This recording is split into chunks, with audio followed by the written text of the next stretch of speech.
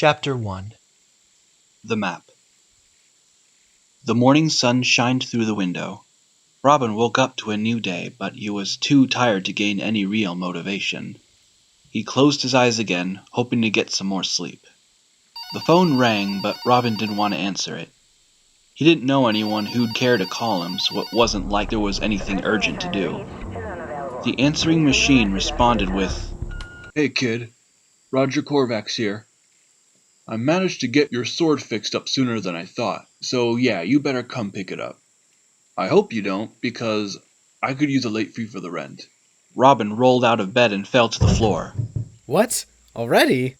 After getting dressed, he made his way to the front door, took a sip from a soda he had opened the night before, and headed out.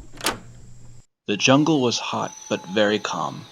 He lived in a sleepy town on the south end of Mara called Bountiful.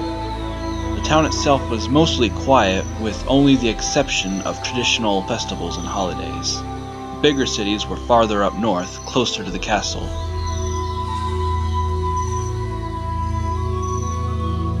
As he made his way through the town, a blue-haired man bumped into him by accident. Robin didn't recognize him, and being a small town, every citizen in Bountiful knew each other. "Sorry, dude. I'm in a bit of a hurry." Hey, it's cool. You're Freslanic, right? Oh, what gave it away?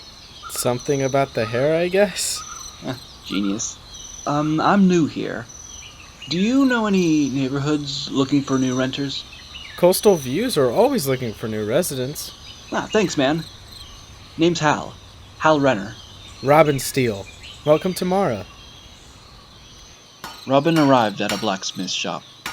A large man with a black beard was wiping down the blade of his katana with a rock. Morning to you, Mr. Corvax. The blacksmith, Roger Corvax, turned around and spotted Robin. "And just when I was planning to give you a late fee this time. The blade is slightly weaker now, but it works just fine. Try swinging it." Robin grabbed the katana and gripped the handle tightly. He stood completely still before he finally swung it with ease. He was filled with memories of fighting with his katana on the battlefield. It works great. I appreciate your service, Mr. Corvax. "I figured you did the moment you held it. Take good care of it now. If you break it, though, please drop it off and forget about it. I still need a late fee." You'll have to keep dreaming. Robin looked closely at his katana. Because I was thinking about displaying it. When I have enough money, I'll buy a case for it. Aw, what? That beauty deserves to be stained with blood, Robin. Well, I think it's time for this beauty to retire. Later that evening, Robin popped open a soda and grabbed a book from his shelf. The sun had not set yet, but crickets were already chirping, giving the atmosphere a sleepy vibe. This kingdom was his home, and he was a proud Maran, but what he really longed for was peace, and he was happy to find it here in this small village. This life of his could last forever. He sat down on his reading chair and turned on a lamp. The light revealed a stranger sitting across from him. The book fell from Robin's hand. He may not have met this person before, but he knew who he was. He had seen plenty of photographs of him without his skull helmet on. It was Ghost. Ironic, Robin Steele. Instead of finding me, I found you. Robin reached for his katana. "That won't be necessary. I came here on a matter of business." How did you get in here? Boy, even my hired guns don't know my secrets. I have a proposal for you. Please hear me out, and don't turn me down right away. I should be allowed to explain myself. I'll give you the benefit of the doubt, but I can't promise any more than that. Do you remember this? Ghost threw something on the coffee table in between them. Robin unfolded it, and, as Ghost had assumed, he did remember it. It was the map. How did you... We recovered this from your men a long time ago. That's right, you did. But the one you received was a replica, a decoy. A decoy? So it was a distraction after all. Yes, they'd never stopped chasing me. But if I gave them a replica, then I'd have more time to continue my work.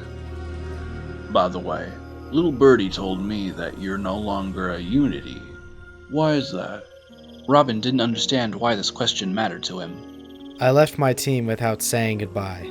My reasons are my business. Very well. If you're a deserter, then it means we're not so different. What is it you want from me? I want you to work for me. You want to run that by me again? I want the same thing you want, Robin. To run away and start a new life. Unities have been cruel to me long before I was labeled a terrorist. That's why I want that map. It's my ticket away from here. Robin found his motivations kind of funny. So this is your plan. Ghost the terrorist who blew up buildings and stole King's property just wants to live far away in the country. Robin, this is the first time I've ever asked a Unity, former or not, to work for me. Your skills contributed in finding that replica. If it was the real map, your mission would have been an actual success. You made a new home here, and all I'm asking is for you to help me establish mine. Robin laughed out loud. Ha! Because I'm relatable. Just because I'm a deserter doesn't mean I'm gonna trust you. And even if I did, I don't plan to be your prisoner. You won't be my prisoner. I hired a captain who doesn't trust me either. Look, kid, I don't plan to have you living next door to me even if I cared about who trusts me and who doesn't.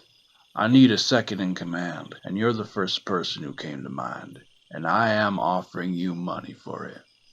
What more do you want? Robin thought about it for a moment. He couldn't benefit from it morally, but he had no current source of income, and, honestly, there was not much for him to lose. Very well. I accept your offer. But after I help you find your new home, I come back here to mine. Pleasure doing business with you, kid. And just where exactly are we going? A lost world that lies somewhere in the Horizon Ocean. Robin raised an eyebrow. But there's nothing out there. That's why it's called the Horizon Ocean? The man who made this map would disagree with you. A fisherman stumbled upon this world after he was caught in a storm. Although he never reached shore, he created this map hoping he would return someday. What happened to him? How am I supposed to know? All I care about is the map. And what exactly did he find? Well, that's the thing, Robin. It hasn't been discovered yet. Sailors have given it a nickname, though. They call it the Undead World.